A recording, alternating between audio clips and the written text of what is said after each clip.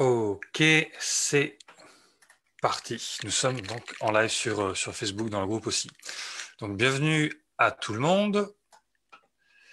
Et c'est parti. Donc, on va commencer ce deuxième atelier dans cette série. Si vous avez des questions ou des commentaires par rapport à l'atelier de la dernière fois, n'hésitez pas. Et merci de couper vos micros, sauf si vous voulez intervenir pour poser une question, pour pas qu'il y ait de problème de son pour tout le monde. Et je pense que vous étiez tous là la dernière fois, ou si vous n'étiez pas là la dernière fois, que vous avez peut-être regardé les vidéos du replay du dernier atelier. Donc, je vais redonner un tout petit peu le cadre très rapidement. Donc, c'est un atelier gratuit. On va être ensemble pendant à peu près 1 heure aujourd'hui. Et on va continuer sur la question de comment faire pour se libérer des relations d'emprise et de manipulation, en travaillant aujourd'hui un peu plus sur un aspect qui concerne tout type de relations et pas seulement les relations d'emprise et de manipulation, mais qui a tendance à créer la négativité ou à faire qu'on peut être bloqué, qu'on peut être retenu dans un schéma négatif avec quelqu'un. Et on va voir comment transformer ça. Donc, c'est un atelier gratuit, il n'y a rien de spécial à vendre pour cet atelier. Ceci dit, je suis thérapeute, par ailleurs, c'est mon métier, donc certains d'entre vous pourraient être amenés à travailler avec moi dans le futur, mais c'est une autre question. Aujourd'hui, je vais vous donner des techniques concrètes, comme la dernière fois. On va très rapidement rentrer dans le concret avec des techniques que vous allez pouvoir appliquer et réutiliser pour vous-même. Ceci dit, cet atelier, évidemment, ne se substitue pas à un traitement médical ou de psychothérapie. Et vous devez être responsable de votre propre bien-être. Est-ce que vous avez des questions avant qu'on commence par rapport à ce qui avait été vu la dernière fois ou par des questions peut-être d'ordre général ou est-ce que ça va pour tout le monde? Alors, bienvenue à ceux qui nous rejoignent juste à l'instant. C'est bon? Ok. Alors aujourd'hui, on va parler d'un sujet que tout simplement je vais appeler les cordes. Les cordes, c'est un mécanisme qui se met en place entre deux personnes et qui vont connecter ces deux personnes sur un lien négatif ou dysfonctionnel. Et on appelle ça une corde parce que vous allez voir dans l'exercice qu'on va pratiquer que ça se ressent vraiment comme s'il y avait une sorte de lien qui nous relie à l'autre personne et qui fait se rejouer le même schéma négatif. Alors c'est important de travailler sur ça parce que c'est applicable à tout type de relations, même si elles ne sont pas des relations d'emprise ou de manipulation. Mais tout simplement, si vous avez quelque chose dans votre relation à quelqu'un qui ne se passe pas comme vous aimeriez que ça se passe, cette technique va pouvoir s'appliquer. On va partir du principe qu'en tant qu'être humain, on crée tout le temps des liens avec les gens avec qui on communique. Et parfois, il y a des liens qui sont des liens positifs, mais on peut aussi parfois créer des liens négatifs. Et c'est dommage parce que ça, d'un côté, ça nous relie aux gens et c'est quelque chose que l'on recherche, mais d'un autre côté, ça peut nous amener à être bloqués dans une situation où c'est toujours le même truc qui se rejoue et qui est la même relation négative. Alors pourquoi est-ce que ça se passe? La première raison, c'est ce qu'on a vu la dernière fois. Donc, si vous êtes dans une relation d'emprise, de manipulation, ou si vous travaillez sur ça avec d'autres gens, les exercices de la dernière fois vont couvrir à peu près 50% de ce qui a besoin d'être couvert. Aujourd'hui, on va pas voir les 50% restants, mais on va voir à peu près 10%. Qui est ce mécanisme des cordes fait que malgré nous et malgré l'autre, même si l'autre aurait envie aussi d'avoir une relation plus positive avec nous, on peut être tous les deux coincés dans cette relation à rejouer le même schéma et à rejouer le même truc encore et encore et encore. Donc la technique qu'on va voir aujourd'hui, c'est une technique qui s'appelle le relâchement de la personnalité distante. Bon, c'est une traduction en anglais, donc c'est pas terrible. En anglais, c'est Distant Personality Release, qui part du principe que quand on est bloqué avec quelqu'un dans une relation négative et qu'on a ces espèces de cordes dont on va parler, c'est comme si on percevait la personnalité de l'autre et cette personnalité est toujours un peu dans un peu comme un filtre en fait entre nous et l'autre. Ce qui fait que quand on perçoit la personne, au lieu de la percevoir telle qu'elle est, eh bien, on a ce filtre qui vient se mettre et qui fait qu'on perçoit des choses négatives par rapport à elle et ça fait qu'on y réagit automatiquement. Et comme on y réagirait automatiquement, elle aussi y réagit négativement et on se retrouve coincé assez rapidement dans ce genre de choses. Alors, je vais vous donner des exemples concrets. Par exemple, en général, quand vous discutez avec les gens, vous avez des discussions qui sont assez fluides, mais il y a une personne qui vous coupe tout le temps la parole. Et que vous soyez en groupe ou juste toutes les deux, quand vous parlez à cette personne, elle vous coupe tout le temps la parole et et ça finit par vous énerver et vous finissez par quitter la conversation. Autre exemple, vous tombez toujours sur des gens qui vous rejettent dans certaines situations, alors que d'autres gens ne vous rejettent pas, mais il y a toujours quelqu'un dans votre entourage qui va vous rejeter et vous vous sentez tout le temps rejeté. Vous essayez de montrer la bonne partie de vous-même, vous essayez de dire des choses intéressantes ou de participer, mais cette personne va toujours vous rejeter et vous ne comprenez pas vraiment pourquoi. Alors que cette personne-là, par ailleurs, elle voudrait aussi être en bon lien avec vous. Autre exemple, vous essayez d'être dans une relation amoureuse, ça se passe bien globalement, mais disons que cette personne est jalouse de vous, bizarrement, alors qu'elle est avec vous. Et vous dites, c'est quand même pas normal, mais ça me rend vraiment très triste.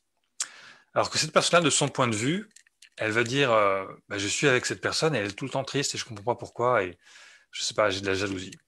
Bon, ça n'a pas forcément de sens logique, mais c'est la même chose qui se rejoue et qui se maintient entre les deux personnes. Donc, ce qui se passe, c'est que on a ce mécanisme des cordes qui peut se mettre en place. Donc, ce sont des sortes de liens dysfonctionnels qui se mettent en place à partir du moment où deux personnes se rencontrent et à partir du moment où elles ont des croyances négatives correspondantes ou des traumatismes correspondants ou complémentaires. Par exemple, imaginons quelqu'un qui a l'émotion « je ne peux pas vraiment aimer les gens, je finis toujours par faire du mal aux gens que j'aime ». Parce qu'elle a l'impression dans son enfance peut-être d'avoir fait du mal aux gens qu'elle aimait. Bon, du coup, elle a cette croyance-là et c'est une émotion. Et puis, elle va rencontrer quelqu'un qui a la croyance « les gens qui m'aiment me font du mal ». Parce que peut-être dans son enfance, les gens lui ont fait du mal. Et elle a pris cette croyance et elle vit ça comme quelque chose de réel. Donc, quelqu'un qui a la croyance « je fais du mal aux gens que j'aime » et quelqu'un qui a la croyance « les gens qui m'aiment me font du mal », eh bien, tout de suite, ça match. Parce que ça se correspond bien. Et du coup, il y a cette connexion qui se crée et qui fait que même si leur relation est relativement positive par ailleurs, il y a ce truc-là qui va se jouer dans leur relation. Malgré nous, on joue ces schémas-là. Et tant que cette corde est maintenue, parce qu'il y a cette complémentarité entre nos émotions, eh bien, à la fois, ça fait que ce truc-là se rejoue souvent dans la relation, et ça fait que même si on en souffre, on maintient la relation. Parce que c'est un lien, et notre système nerveux part du principe que pour survivre, il faut être en lien avec les autres. Donc, même les liens négatifs sont intéressants à un certain niveau. Donc, ça maintient la souffrance, ça fait qu'on rejoue les mêmes choses encore et encore. Quel autre exemple je pourrais vous donner donc, par exemple, une mère avec sa fille, par exemple, qui essaie de l'éduquer, de lui dire qu'il faut ranger sa chambre. Mais à chaque fois qu'elle lui donne quelque chose, un ordre qui est un petit peu autoritaire, sa fille se rebelle contre elle. Et plus elle se rebelle, plus elle a envie d'être autoritaire. Elle lui dit non, maintenant c'est comme ça, tu dois faire ça comme ça.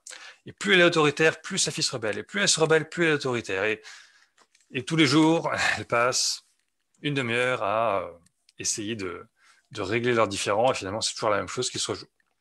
Et puis une fois qu'elle se rend compte que c'était une corde qui était liée et qu'on a éliminé ça, finalement, ça élimine le fait que la même réaction soit stimulée chez les deux. Ça veut dire que la mère ne ressent plus vraiment le besoin d'être autoritaire, la fille ne ressent plus le besoin de se rebeller, et du coup, naturellement, la relation est beaucoup plus positive et beaucoup plus constructive. Est-ce que tout ça est clair, ou est-ce que vous avez des questions sur cette description un peu générale? Alors, vous pouvez vous parler à voix haute ou l'écrire dans le chat si vous préférez. Y a-t-il un rapport avec le triangle de Cartman, bourreau, sauveur, victime? Alors oui et non, c'est-à-dire qu'évidemment le triangle de Karpman, c'est une des situations qui peut se mettre en place quand il y a vraiment des choses complémentaires négatives. Donc par exemple, j'ai besoin qu'on me sauve, quelqu'un qui a cette croyance de je ne me suffis pas à moi-même, j'ai besoin qu'on me sauve, rencontre quelqu'un qui dit moi mon but dans la vie c'est de sauver les autres, et paf, ça match. Donc il peut y avoir un lien qui se crée et ça va renforcer ça. Ah, j'ai besoin que tu sois là pour me sauver. Ouais, c'est super parce que je vais te sauver. Sauf qu'en fait, ça marche pas toujours bien parce que sauver les autres, c'est un peu compliqué.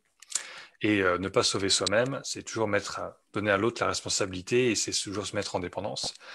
Donc ça crée de la souffrance. Donc c'est une des situations possibles, mais on peut aussi se retrouver dans cette situation à cause de ces problèmes de manipulation interne et d'attirance sexuelle dysfonctionnelle dont on a parlé la dernière fois. Donc, la raison pour laquelle je vais vous enseigner les cordes aujourd'hui, c'est parce que ça rend parfois plus difficile de se libérer de certaines choses quand il y a une corde qui nous maintient à quelqu'un dans ce schéma négatif. Et pour ceux qui pratiquent, pour ceux d'entre vous qui sont thérapeutes, qui pratiquent avec leurs clients, ça vous est peut-être arrivé de tomber sur un client pour lequel, en général, ça marchait bien, les personnes se libéraient facilement d'émotions négatives et c'était assez fluide, mais il y a une situation dans laquelle elle n'arrivait pas à se débarrasser complètement du problème, elle n'arrivait pas à le faire descendre à zéro en termes d'intensité, il y avait toujours quelque chose qui semblait se maintenir, et c'était difficile d'arriver au bout, ou peut-être même que vous n'êtes pas arrivé au bout. Eh bien, c'était peut-être parce que il y a ce mécanisme de corde qui la relie à quelqu'un et qui fait que ça maintient son problème en place, parce que ça maintient le lien. Et s'il y avait plus de problème, le lien ne serait plus là, donc c'est un problème. Donc, il y a une résistance qui maintient le problème en place. Donc, ce n'est pas uniquement propre au triangle de Karpman, c'est général. Et ça, le problème qui fait qu'on rentre dans des relations négatives peut être soit lié aux cordes, soit lié à ce qu'on a vu la dernière fois. D'accord, merci. Pas de problème. On attire à soi les énergies qu'on porte. Alors oui, et on attire aussi à soi ce qui est complémentaire. Donc effectivement, si on a en soi la croyance qu'on ne se suffit pas à soi-même et qu'on ne peut être heureux qu'à deux, mais on va avoir besoin de quelqu'un pour nous remplir. Ou si on pense que le monde est un endroit dangereux et que forcément les gens sont mauvais et vont nous faire souffrir, comme par hasard, on va rencontrer des gens qui nous font souffrir. Alors que quelqu'un qui part du principe que tout est neutre et on peut choisir de rencontrer uniquement des gens bien, on rencontre uniquement des gens bien parce qu'on filtre.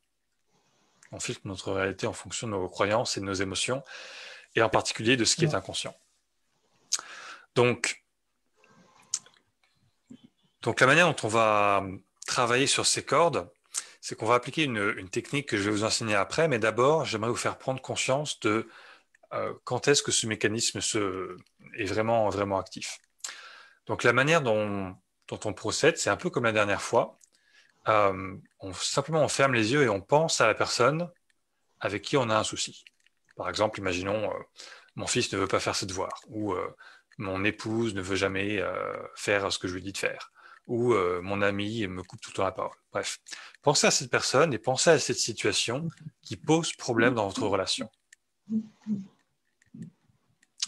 Et vous devriez percevoir dans ce cas-là qu'il y a comme, encore une fois, une émotion ou une attitude qui émane de cette personne. Donc, par exemple, ah bah oui, je vois mon époux et il est en colère. Ouais. Je sais qu'il est en colère, je le sens. Dès que je pense à lui, je sens sa colère. Donc vous sentez en quelque sorte ce qui émane de l'autre. Sauf que dans ce cas particulier, si vous vous concentrez bien, vous devriez pouvoir remarquer que ce qui émane de l'autre émane d'une partie particulière de son corps. Donc ça vient de sa tête, ou ça vient de son cœur, ou ça vient de son ventre. Ça vient d'une zone en particulier. Donc la première partie, c'est d'identifier ça. Donc, je vous encourage à prendre un exemple. Même si ce n'est pas un gros problème, c'est bien de s'exercer sur des petits problèmes au départ. Mais il y a cette personne avec qui, il y a tout le temps ce truc qui se déclenche. Donc, pensez à cette personne et sentez qu'est-ce qui émane d'elle en termes d'émotion ou d'attitude. Et sentez d'où est-ce que ça vient dans son corps.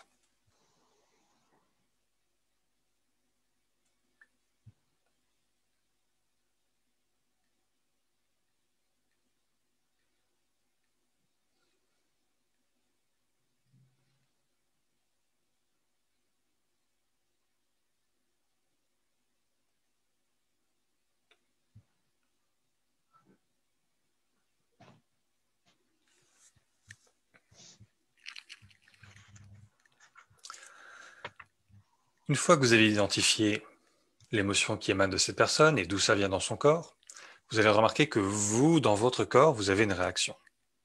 Évidemment, vous en souffrez. Donc, est-ce que ça crée de la colère, de la tristesse, de la peur, de la frustration ou quoi que ce soit? Et remarquez quelle est votre émotion à vous et où est-ce qu'elle se place dans votre corps. Est-ce que ça vous serre la gorge? Est-ce que vous avez mal au cœur? Est-ce que ça vous tord l'estomac? Est-ce que vous avez mal au ventre? Ou est-ce que vous avez comme une douleur dans le dos? Remarquez quelle est votre réaction au fait de sentir ce qui se passe chez cette personne.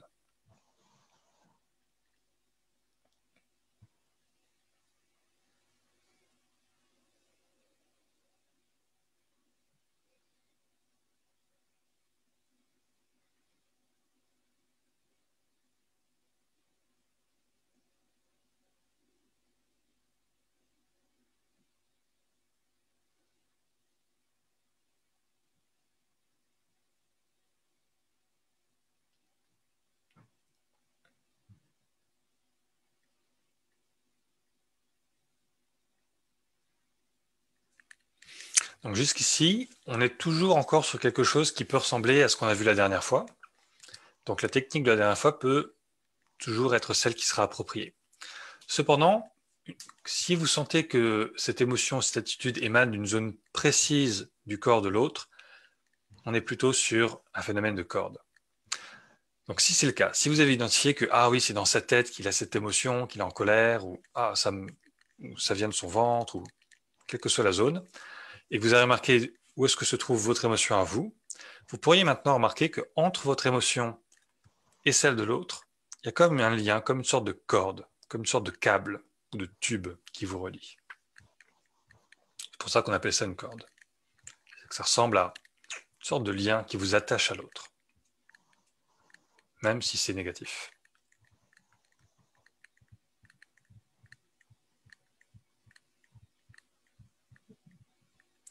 Et ça peut même vraiment donner la sensation que c'est comme si ça se branchait sur vous, et ça fait que c'est toujours cette émotion-là qui se déclenche quand vous êtes avec elle, avec cette personne-là. Elle ressent la même chose d'ailleurs. Donc, si vous avez ressenti ça, c'est ce qu'on appelle effectivement une corde. Et le dernier élément qui est important, c'est qu'à l'intérieur de cette corde, il y a comme un message qui passe. Comme si la personne vous envoie un message, qui est probablement un message négatif. Alors, je vous donne des exemples. Tu m'ennuies, tu ne m'écoutes jamais, tu ne m'aimes pas, meurs, j'en ai marre de toi, tu ne penses jamais à moi, etc., etc., etc. Et vous aussi, vous envoyez un message à l'autre, que vous en rendiez compte ou pas, et en prenant conscience de cette corde, vous pouvez écouter qu'est-ce que l'autre vous envoie et qu'est-ce que vous lui envoyez. Et normalement, ça reflète exactement une partie de votre relation qui est cette partie dysfonctionnelle qui vous ennuie.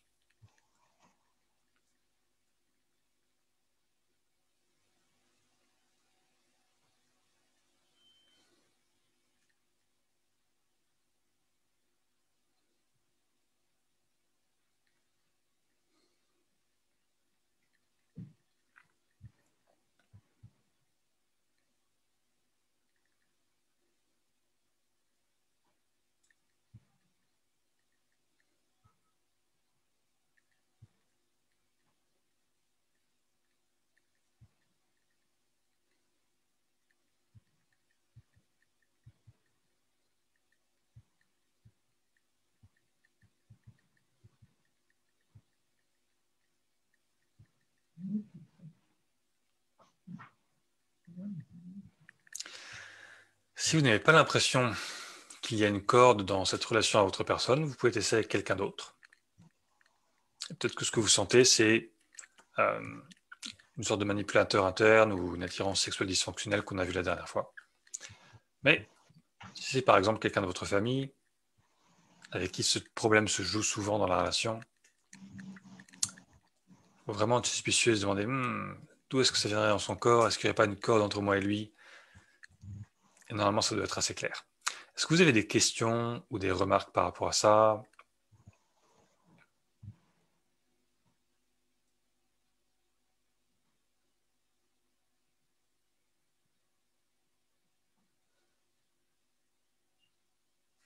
Alors, je vais juste regarder sur Facebook, parce que je sais qu'il y en a qui ne sont pas sur Zoom. Peut-être qu'il y a des questions là-bas.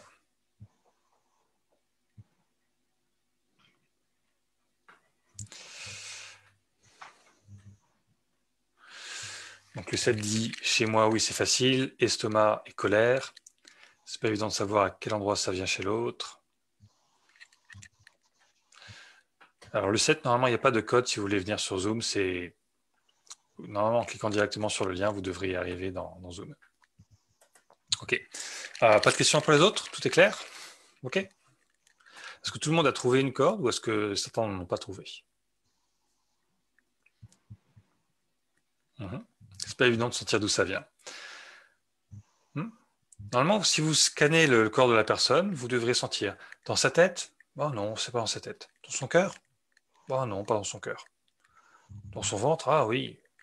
Plutôt l'estomac, plutôt le diaphragme, plutôt le bas du ventre. Ah, plutôt le bas du ventre. Bon, ça suffit. Pas forcément une zone extrêmement précise, mais ça vient pas de la tête, ça vient du ventre. Ça suffit pour diagnostiquer ça en quelque sorte. Ça peut très bien fonctionner sur les douleurs aussi. Et j'ai beaucoup de gens j'ai vu beaucoup de fois des gens qui avaient mal au dos, et quand on parle de leur mal de dos, ils se disent ouais, c'est comme si on avait planté une flèche, ou c'est comme un coup de poignard. Ah, et ça vous fait pas penser à quelqu'un ou quelque chose que vous avez vécu? Ah oui, ça me fait penser à cette personne qui m'a trahi, et quand elle m'a trahi, c'était comme un coup de poignard. On peut parfois tomber sur ce genre de choses en thérapie. Dans ce cas-là, il faut simplement se demander, ok, si vous pensez à cette personne, qu'est-ce qui émane d'elle? Ah, c'est comme si elle m'envoyait le message, dégage de ma vie, ou je veux plus te voir. En général, c'est quelque chose d'assez négatif. Hein. C'est pas des messages très sympas qui passent par ces cordes. En fait, c'est toujours dysfonctionnel quand on a ces cordes. Et c'est naturel d'en avoir. Quasiment tout le monde en a. Je dirais que tout le monde en a. Sauf que ça peut être plus ou moins intense, plus ou moins dysfonctionnel. Des fois, ça pose pas vraiment de problème. Et puis des fois, ça peut aller jusqu'à créer de la douleur physique, comme si on avait vraiment reçu un coup de poignard. Dans le cas d'une personne qui nous a trahi, par exemple, ou même une personne qui a une intention malveillante sur nous, peut créer cet effet-là, euh, parce qu'on a cette susceptibilité à créer ce lien avec elle. Donc, comment faire pour régler ça? Alors, pour être sûr, c'est l'association qu'on fait liée à l'émotion qui éclaircit la problématique. Alors, non, justement, dans ce cas-là, ce n'est pas une question d'association, c'est une question de complémentarité de nos émotions. Mais on peut ne pas être attaché à l'émotion de l'autre, ne pas avoir d'attirance pour ça ou d'association avec ça, mais ça peut correspondre à un problème que nous, on a inconsciemment, qui fait que les deux se valident et se complémentent, et du coup se renforcent l'une l'autre. Donc la technique pour résoudre ça est différente. Évidemment, on peut aussi avoir la cas de figure où on a à la fois une corde sur un aspect négatif de quelqu'un et une association dessus. Et dans ce cas-là, évidemment, il faut faire les deux techniques pour s'en libérer. Donc la technique pour éliminer ça, encore une fois, c'est une technique qui est libre de droit, qui est dans le domaine public, qui a été inventée par la même personne à qui j'ai fait référence la dernière fois, c'est-à-dire l'équipe de recherche d'un institut qui s'appelle The Institute for the Study of Peak States, qui forme des thérapeutes, entre autres, et qui s'est rendu compte que quand des gens ont ces traumas complémentaires et que ça crée ces cordes, eh bien, on ne peut pas résoudre ces cordes simplement en se focalisant sur une personne. Il faut inclure les deux personnes dans le traitement et il faut toujours le faire avec de la bienveillance. C'est la raison pour laquelle parfois, pour ceux qui pratiquent l'EFT par exemple, si vous êtes en train de faire de l'EFT sur une émotion sur laquelle il y a une corde, ça peut être difficile d'arriver à zéro et d'éliminer complètement cette émotion parce que la corde a tendance à maintenir le problème.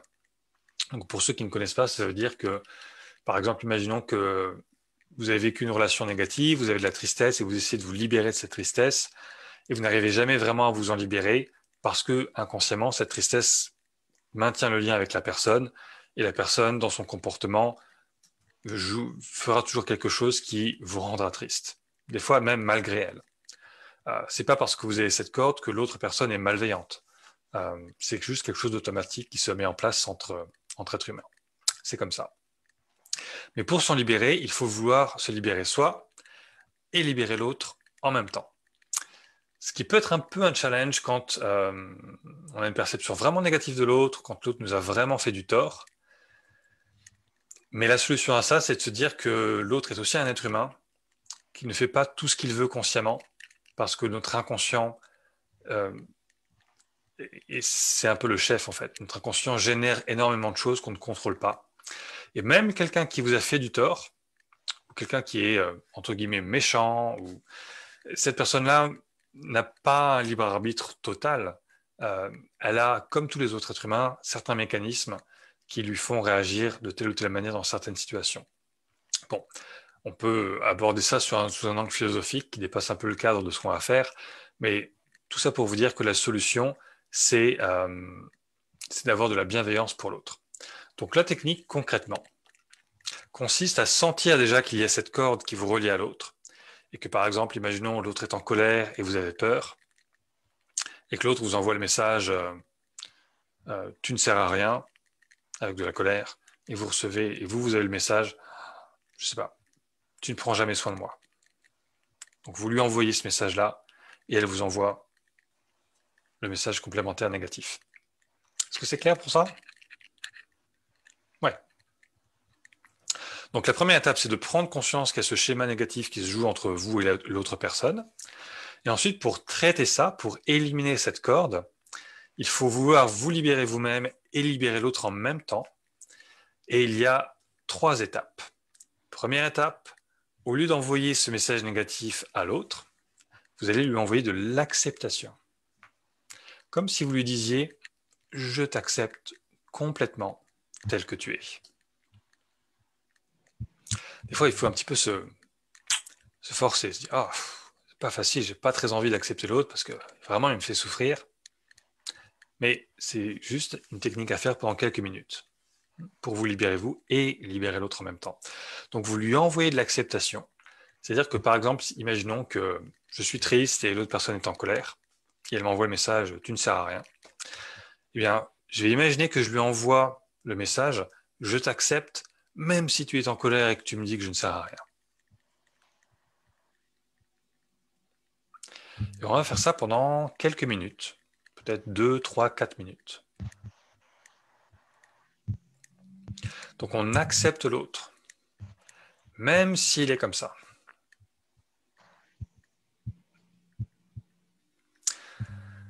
Cependant, ça ne marche que si on envoie de l'acceptation réelle, c'est-à-dire de l'acceptation inconditionnelle.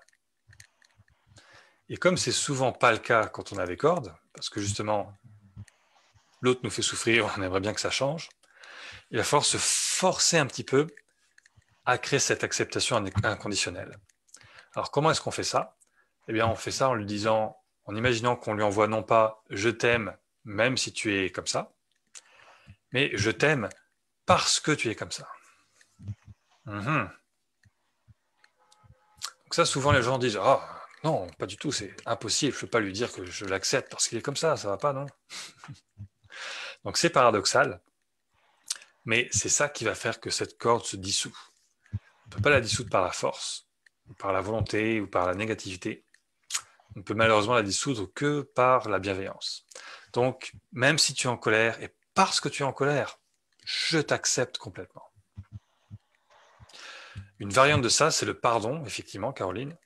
Donc, je te pardonne complètement d'être comme ça. Mais pas je te pardonne du style, bon, on n'en parle plus et c'est ok, mais vraiment, on peut même exagérer la chose comme si on lui disait c'est génial d'être comme ça. Ce qui, évidemment, demande un petit effort, voire un gros effort. Et au bout de quelques minutes, on va ajouter, c'est la deuxième étape, je t'aime parce que tu es comme ça. Donc d'abord de l'acceptation et ensuite on rajoute de l'amour là-dedans. Alors évidemment, souvent on me dit oui, mais cette personne me fait du mal, elle est vraiment méchante, je ne peux pas l'aimer parce qu'elle est comme ça. Ouais, mais la vérité c'est que vous êtes toutes les deux rentrées dans un schéma qui se valide l'un l'autre. Et vous voulez vous en libérer, n'est-ce pas? Et la seule manière de vous en libérer vraiment complètement, c'est de vouloir vous libérer les deux personnes. Et la manière la plus profonde et la plus réelle d'avoir de la bienveillance, c'est d'utiliser l'amour.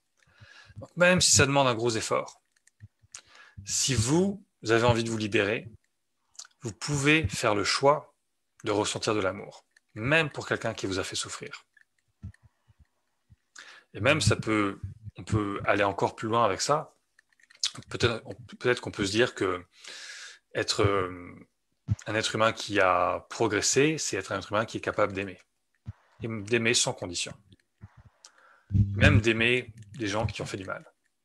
Parce que la solution à la souffrance, c'est rarement la violence ou la haine.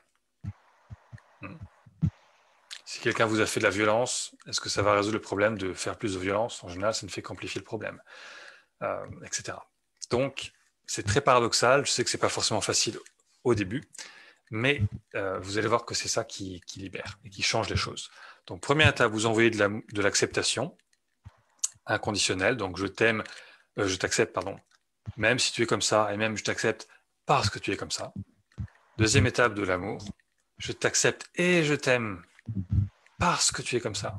Et troisième étape, de l'admiration. Alors là, oh Gaëtan, non, c'est pas possible. De l'admiration, non, non, non, c'est pas possible. Bon, ce qui est dans ce cas-là, c'est de trouver quelque chose d'autre dans la personne que vous admirez, une autre qualité pour laquelle vous avez de l'admiration pour elle. Par exemple, cette personne est vraiment méchante, mais qu'est-ce qu'elle est déterminée? Bon, je peux admirer cette qualité-là chez elle, même si elle est vraiment méchante. Je vais utiliser ça en partant du principe que cette personne-là, elle est coincée dans ce schéma, qui l'a fait être méchante, qui l'a fait être en colère, qui l'a fait réagir comme elle réagit, et qu'elle n'a pas vraiment de libre arbitre, sauf si elle pourrait s'en libérer si elle faisait un effort, mais elle est quand même coincée là-dedans. Et vous, vous avez le pouvoir de vous décoincer vous et de la décoincer elle en même temps. Donc si vous avez cet a priori de vouloir tous les deux vous libérer, vous allez partir du principe que cette personne, vous pouvez l'admirer pour sa ténacité à garder son problème. Par exemple, quelqu'un d'égoïste qui vous a fait souffrir. Je t'accepte parce que tu es tellement égoïste. Je t'aime parce que tu es tellement égoïste. C'est même tellement génial de t'accrocher à ce truc quand tu penses que tu as besoin pour survivre. Vraiment, j'admire ça. Bon, c'est un peu forcé, mais vous en êtes capable. Et vous allez remarquer quelque chose d'un peu étrange au bout d'une ou 2 minutes. Donc, je vais vous laisser le temps pour ceux qui le veulent de le faire maintenant. Donc, cette personne a cette émotion négative, elle vous envoie ce message négatif, et vous lui envoyez « Je t'accepte complètement comme ça. Je t'aime complètement comme ça. Je t'admire même parce que tu es tellement coincé dans ce truc-là. Bravo, franchement. Tu es juste un être humain qui essaie de survivre. » Et vous continuez à maintenir cette positivité, cette bienveillance. Et sentez ce qui va se passer au niveau de cette corde. Mais bon, je ne vais pas garder un grand suspense. La corde devrait simplement disparaître. Allez-y, faites-le. Et ça peut prendre 2 minutes, 3 minutes.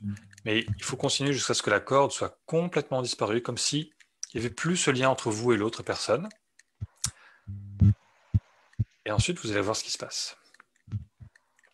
Donc, on peut admirer une autre qualité que cette personne a, oui.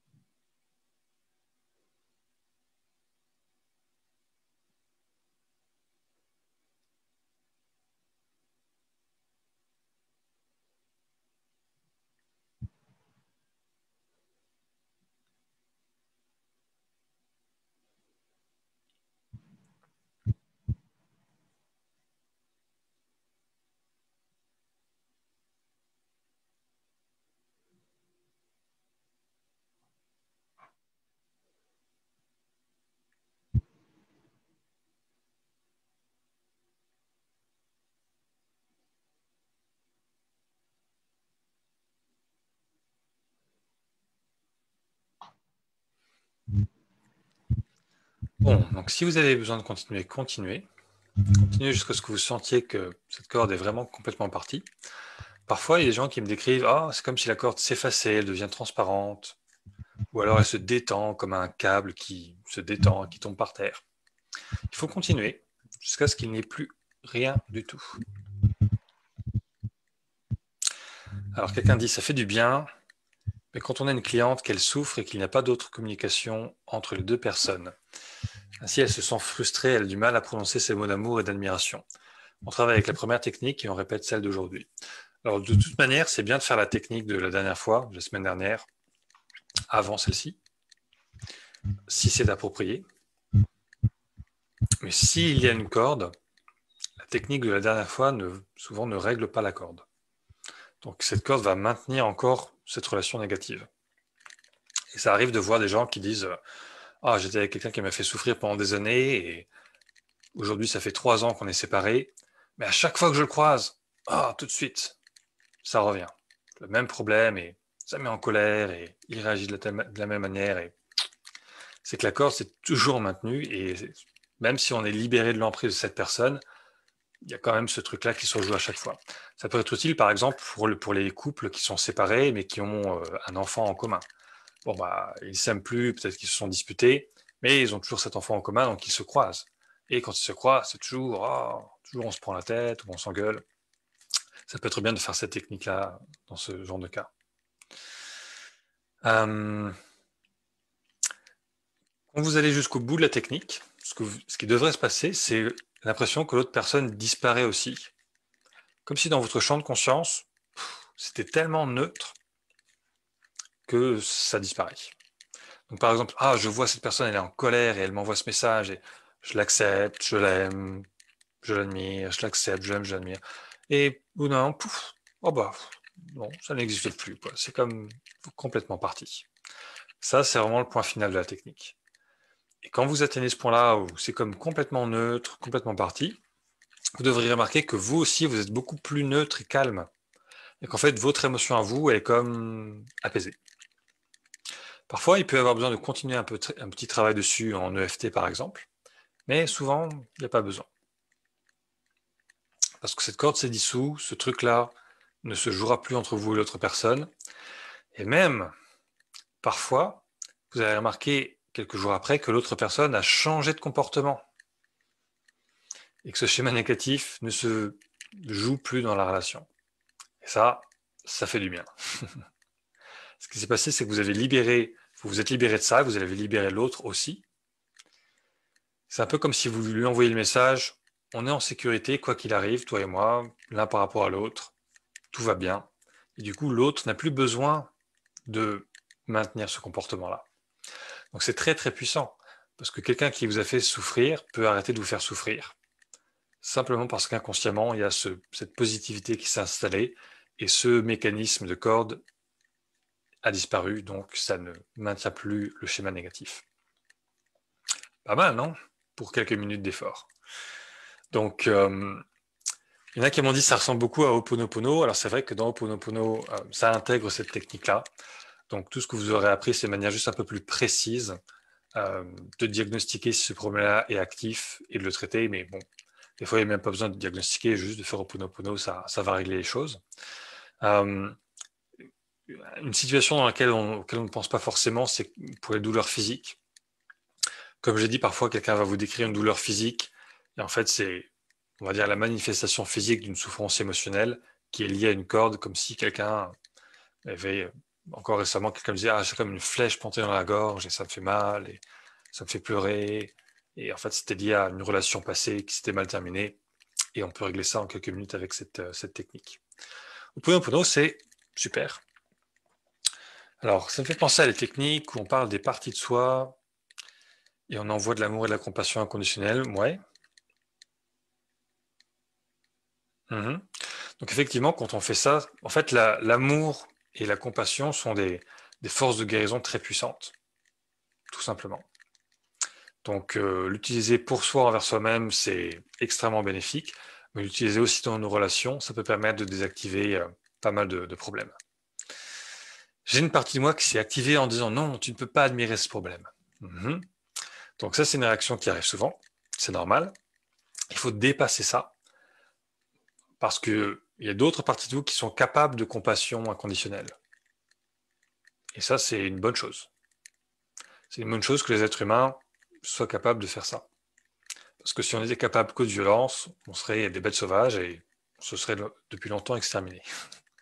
Donc, il faut vraiment prendre le parti de développer cette compassion et cet amour et que ce soit inconditionnel au bout du compte.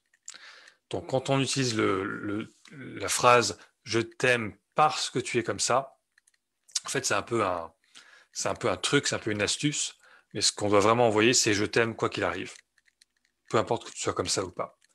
Et parfois, il faut en passer par ce côté un peu forcé au départ pour que ce message passe vraiment. De toute manière, quoi qu'il arrive, l'important, c'est que ça fonctionne et que cette corde disparaisse. Est-ce qu'on peut envoyer du coup amour et compassion envers cette partie qui s'active? Oui, souvent ça va l'apaiser, pas forcément de manière définitive. Ce qui est important du coup, c'est de profiter de ça pour éliminer la corde et ensuite revenir à cette partie de soi et de voir si elle est apaisée ou si elle a besoin d'autre chose encore. Alors dire je me libère de toi et je te libère de moi, c'est-à-dire que déclarer je me libère de toi, techniquement ça ne fait pas grand-chose.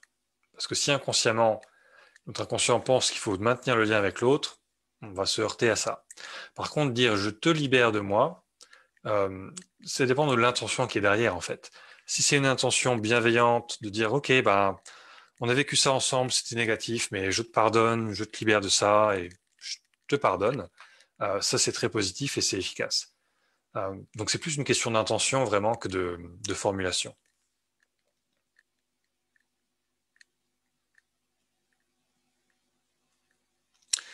Alors, une technique pour avancer vers la lumière, je ne suis pas sûr de savoir à quoi tu fais référence exactement. C'est une alternative. Souvent, imaginer de la lumière, quelque chose de lumineux, c'est aussi un bon support pour ce genre de technique. Encore une fois, tout est une question d'intention. Et quand on travaille, par exemple, avec un client en thérapie, on peut lui dire de faire une technique, mais de ne pas être sûr qu'il la fasse exactement bien, parce qu'on ne lui a pas expliqué l'intention et le but de la technique. Donc, si c'est vide de sens, ça marche moins bien, par exemple. Voilà. Bon, c'est un peu un détail, mais voilà. Ok. Alors, est-ce qu'il y a des questions sur YouTube ou est-ce que vous avez d'autres questions ou remarques par rapport à ça? Sur Facebook, je veux dire. Donc, Bernadette, vous n'avez pas besoin d'avoir vu la vidéo de la dernière fois pour comprendre celle-ci. Ce sont des techniques différentes et indépendantes. Donc, il peut y avoir plusieurs cordes entre deux personnes. Donc, il peut y avoir besoin de répéter la technique, mais dans ce cas-là, ce sera sur un message différent qui vient de l'autre et qu'on envoie à l'autre et sur un schéma de négatif un peu différent. C'est très courant d'avoir des cordes avec les gens avec qui on est en lien. Donc, votre famille, vos amis, vos collègues de travail, vos voisins.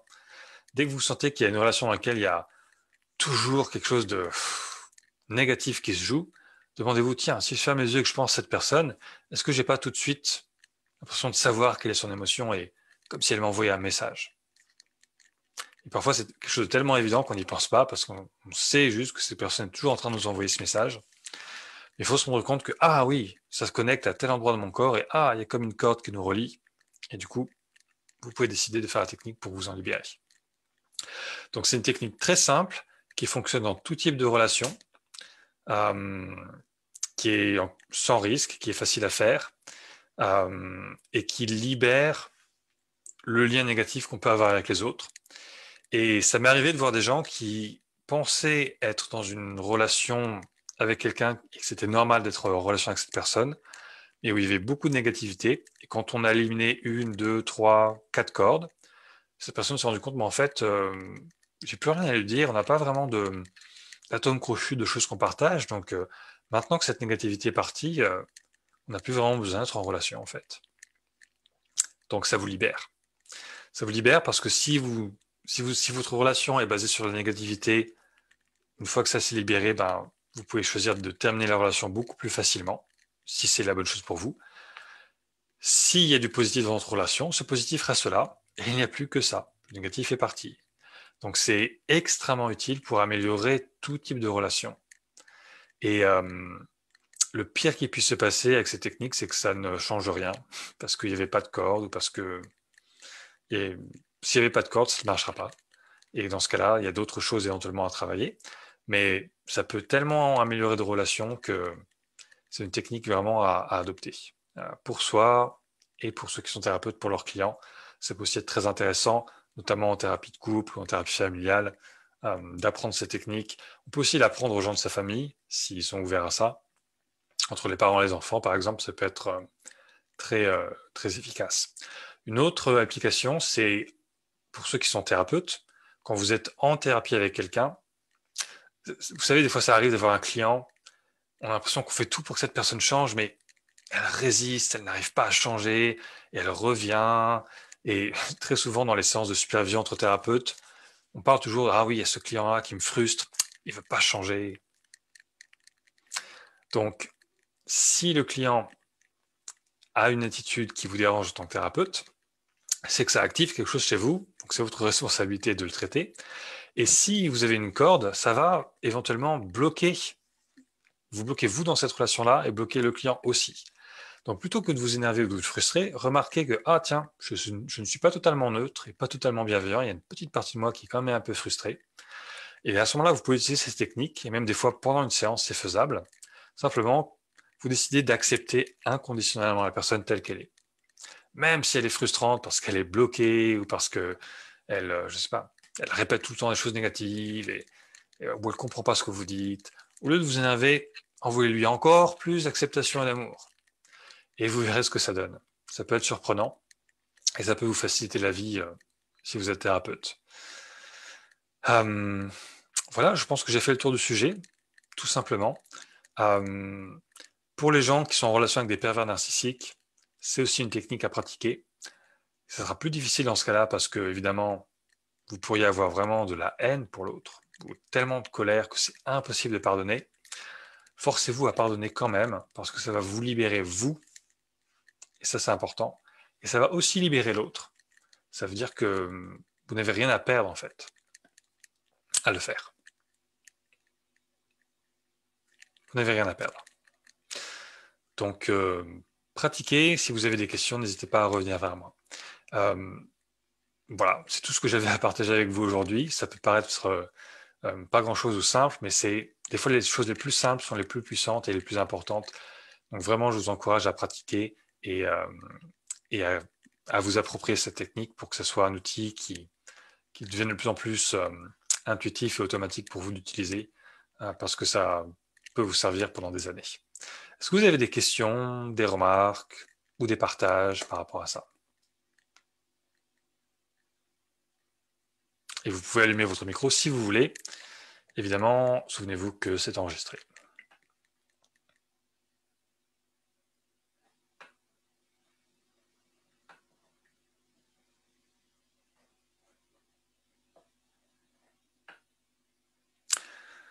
Donc, dans les commentaires sur Facebook, quelqu'un disait je suis profondément en colère contre ma fille aînée, elle me fait vivre un jeu du chat et de la souris, j'en peux plus, j'ai dû la fuir, difficile le dialogue avec elle. Donc, si ce problème est lié à des cordes, c'est très bénéfique de faire la technique. Si ce n'est pas lié à des cordes, vous pouvez faire la technique qu'on a vue la dernière fois pour vous détacher de cette relation, parce que si cette relation est toxique, qu'elle est négative et qu'elle vous fait souffrir, bah, vous avez tout à fait le droit de vous détacher de cette relation. Néanmoins, si c'est parce qu'il y a des cordes que ce problème se joue entre vous et votre fille, eh bien, vous pouvez appliquer la technique. Donc, sentez, quand vous pensez à elle, qu'est-ce qui émane d'elle en premier? Qu'est-ce qu'elle vous envoie comme message? Et d'où est-ce que ça vient dans son corps? Et là, vous repérez qu'il y a une corde ou plusieurs, et vous pouvez faire cette technique-là. Donc, faites-le, c'est tout ce que je peux vous dire de mieux, et vous voyez ce que ça donne. Il y a parfois des relations pour lesquelles la relation ne peut pas s'améliorer, parce que l'autre ne veut pas s'améliorer, que l'autre est dans son truc, et dans ces cas-là, qu'est-ce que vous voulez qu'on fasse? On ne peut pas forcer les gens à changer ou à être quelqu'un d'autre. Donc parfois, il y a des relations qu'il faut laisser tomber, ou qu'il faut réorganiser ou renégocier, entre guillemets. Par exemple, dans la relation familiale, ça peut être délicat de se dire ah bah mes parents sont toxiques, je vais couper le contact avec eux. Moi, je ne vous dis pas de couper le contact, je ne vous dis pas quoi faire en fait, mais en appliquant ces techniques-là, vous trouverez ce qui est juste pour vous, en partant du principe que vous pouvez simplement créer une relation différente, peut-être avec plus de distance, peut-être avec moins de partage, mais s'il y a du positif, vous pouvez maintenir ça. Ça peut passer par une phase d'adaptation et c'est évidemment normal. Et puis il y a aussi des relations pour lesquelles ça ne sert à rien de les maintenir si ce sont des relations qui vous font sans cesse souffrir. Ou alors demandez-vous, qu'est-ce que j'ai à gagner à rester en relation? Quelle valeur cela correspond-il ou pas? Mais ça, ce n'est pas moi qui vais vous conseiller là-dessus, c'est à vous de trouver votre réponse par rapport à ça. Quelqu'un demandait comment peut-on se forcer?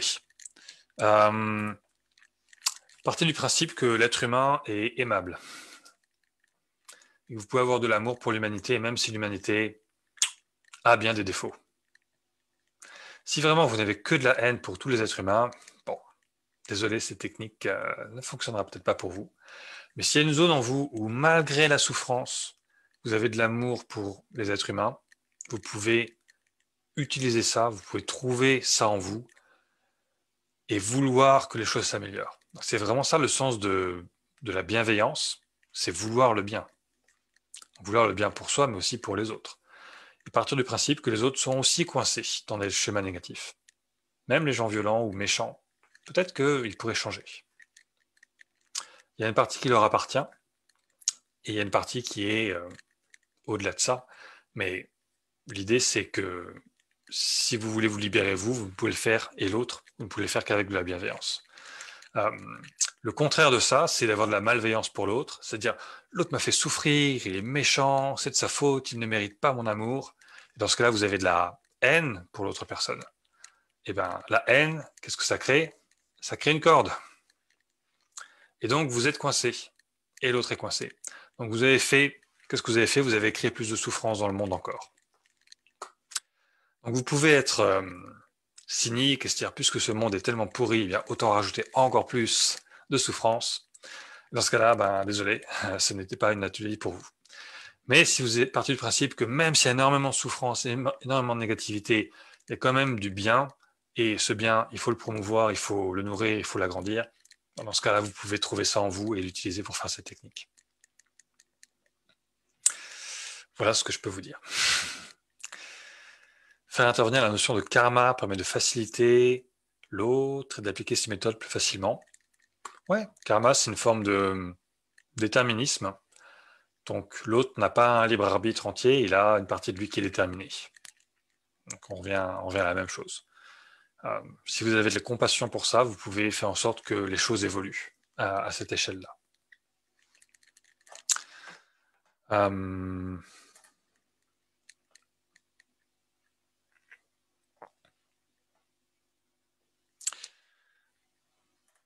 Voilà, qu'est-ce qu'il y avait d'autre comme commentaire? Est-ce que j'ai répondu à tout? Alors, je ne vois pas tous les commentaires sur Facebook. C'est un peu bizarre, ça les affiche un peu en temps réel, ensuite ils disparaissent. Donc, je vous répondrai après par message s'il y a besoin. Voilà. Est-ce que vous avez d'autres questions ou remarques ou tout était clair et utile? Est-ce que c'est moi qui joue de la harpe? Non, en parlant de cordes. Non, je ne suis pas chez moi aujourd'hui. Je suis chez un ami qui est luthier, qui fabrique des harpes. Si vous voulez acheter une harpe, j'ai une très bonne adresse. J'aimerais bien savoir en jouer d'ailleurs, c'est un très bon instrument. Il faut s'y mettre.